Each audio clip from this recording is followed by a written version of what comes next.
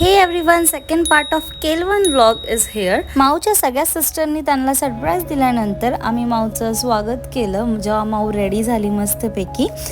महाराष्ट्रीयन वेडिंगमध्ये ना हे सगळे जे रिच्युअल्स असतात ना खूप छान असतात. ॲक्च्युली ना दुसऱ्या कल्चरमध्ये म्हणजे ज्यांचं लग्न असतं ते डायटिंग करतात, बट इन महाराष्ट्रीयन कल्चर ते आपल्या इकडे ना मस्तपैकी नवऱ्याला एकदम पोट भरून जेवायला घालतात, सगळ्यांच्या घरी बोलवतात.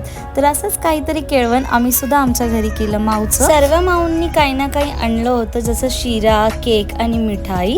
मग ते सगळं आम्ही सगळ्यांनी मिळून माऊचं केळवण सेलिब्रेट केलंय.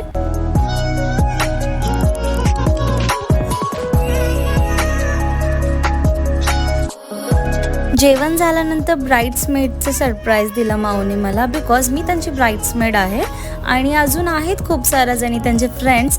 तर त्या सगळ्यांना हे सरप्राईज देणार आहे. आणि त्या सरप्राईजमध्ये ॲक्च्युली फर्स्ट होतं विल यू बी माय ब्राईडमेड हे वालं, आणि सेकंडली हा ब्रॉच आहे. बॉक्स खूप क्यूट होता, मला तर खूप आवडला हा बॉक्स. खूप क्यूट एकदम एस्थेटिक आहे. मग बॉक्समध्ये होतं इयरिंग, क्रंचेस आणि चॉकलेट, कॉफी, जे खूप छान छान होते. क्यूट प्रोडक्ट होते छोटे छोटे.